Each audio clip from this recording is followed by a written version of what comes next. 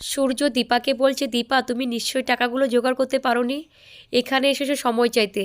তো আমি আর কোনো সময় দিতে পারবো না, হয় তুমি আজ টাকাগুলো ফিরিয়ে দেবে, না হলে সোনারূপাকে। তখন দীপা ব্যাগে থেকে টাকাগুলো বের করে সূর্যকে দেয়, বলছে ডাক্তারবাবু গুনে নেন টাকাগুলো। তখন দীপার হাতে টাকাগুলো দেখে সূর্য চমকে যায়, বলছে এতগুলো টাকা দীপা জোগাড় করে ফেলেছে। তখন দীপা বলছে, সূর্য এবার থেকে তুমি আমার মেয়ের দিকে ঘুরেও তাকাবে না। এই বলে দীপা সেখান থেকে বেরিয়ে পড়ে। তখন সূর্য ভাবতে থাকে, দীপার মনে এত হিংসা কেন? আমি কি এমন করেছি দীপা যে আমার সঙ্গে এরকম ব্যাপার করেছে? সেটা জানার জন্য ছুটে যায় দীপার কাছে সূর্য। দীপাকে আটকে বলছে, দীপা কি এমন করেছি যে তুমি আমার সঙ্গে এরকম ব্যবহার করছো? তখন দীপা ভিডিওটা দেখায় সূর্যকে, আর ভিডিওটা দেখে সূর্যর মাথাটা নিচু হয়ে যায়।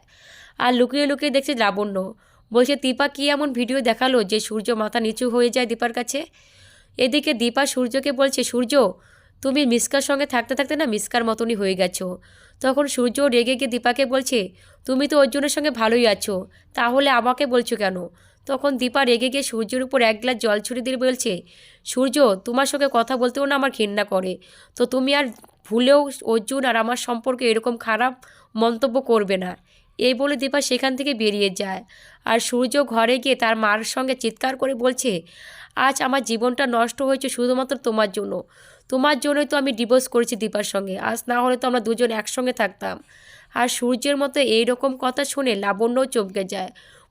আর এইদিকে সোনা স্কুলে যাওয়ার পরে শরীর খারাপ করে, তাই জয় চিকিৎসা করার জন্য অর্জুনের কাছে নিয়ে আসে। আর অর্জুন সোনার শরীর দেখে বলছে, সোনা হয়তো বড় ধরনের একটা শক পেয়েছে, তাই ও এরকম করছে। আর শুধু সোনা বলছে, বাবা তুমি এমনটা কেন করলে?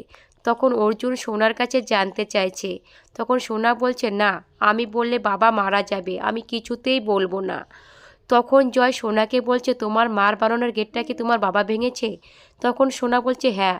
বাবা মারা যাবে না তো কাকাই? তখন জয় বলছে, না। এরই মধ্যে দীপাও চলে আসে। তখন জয় দীপাকে সবটা বলে দেয়। তাহলে কি হতে চলেছে সূর্য আর দীপার ভবিষ্যৎ?